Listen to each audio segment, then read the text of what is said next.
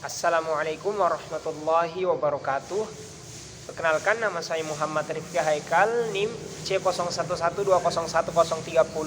Saya dari kelas A, kelompok praktikum 10, faal sistem respirasi.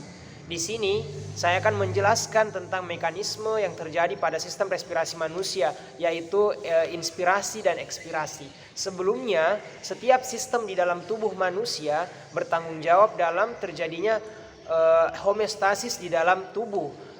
Homeostasis ini penting untuk bisa menjaga nutrisi yang didapatkan oleh sel-sel di dalam tubuh manusia. Yang kita ketahui tentunya bahwa tubuh manusia dibentuk oleh beberapa sel yang terus bekerja untuk mempertahankan kondisi-kondisi tertentu di dalam tubuh manusia.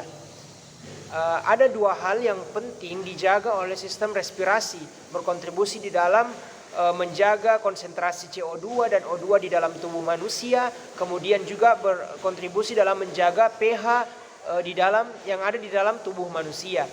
Di sini saya akan menjelaskan tentang mekanisme terjadinya inspirasi dan ekspirasi. Sebelumnya apa sih inspirasi dan ekspirasi itu? Inspirasi adalah pernafasan atau penghirupan dari oksigen yang ada di luar tubuh untuk masuk ke dalam tubuh manusia melalui organ-organ pada sistem respirasi.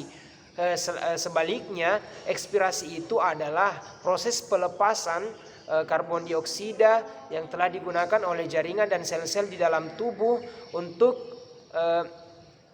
agar tidak menjadi sampah di dalam tubuh, sebagai sampah metabolisme, agar tidak mengganggu sistem yang ada pada tubuh manusia.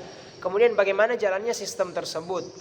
Kita mengetahui bahwa di dalam sistem respirasi ada beberapa organ sebagai jalan masuknya udara dan juga sebagai sistem respirasi itu sendiri.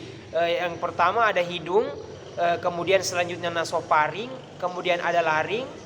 Di laring inilah nanti kita mendapatkan ada pita suara atau vocal cord, dan juga ada epiglotis. Kemudian setelah itu ada trachea. Dari trachea kemudian menuju ke bronkus, kemudian dari bronkus bercabang menjadi bronchiolus. Di bronchiolus inilah nanti ada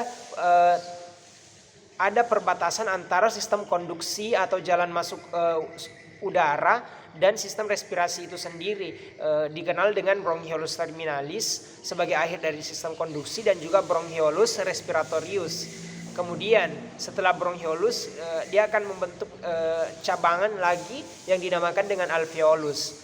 Di alveolus inilah terdapat pembuluh darah, karena walaupun kita mengenal bahwa organ terakhir di dalam sistem respirasi adalah paru-paru, namun bukan berarti oksigen itu digunakan oleh paru-paru itu sendiri. Justru oksigen ini di alveolus ini akan berdifusi ke pembuluh darah untuk diedarkan kepada sel-sel dan jaringan di seluruh tubuh bagi yang membutuhkan oksigen dalam respirasi sel.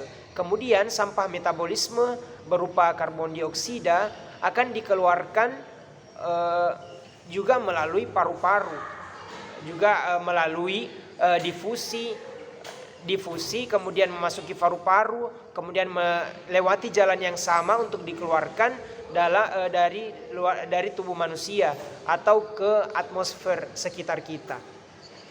Apa yang penting kita ketahui pada sistem inspirasi dan ekspirasi ini, bahwa ada beberapa otot juga yang bekerja karena paru-paru kita akan berubah volumenya ataupun tekanannya selama terjadinya inspirasi dan ekspirasi ini. Kita mengenal ada otot diafragma yang ketika dalam pernafasan dia akan mendatar,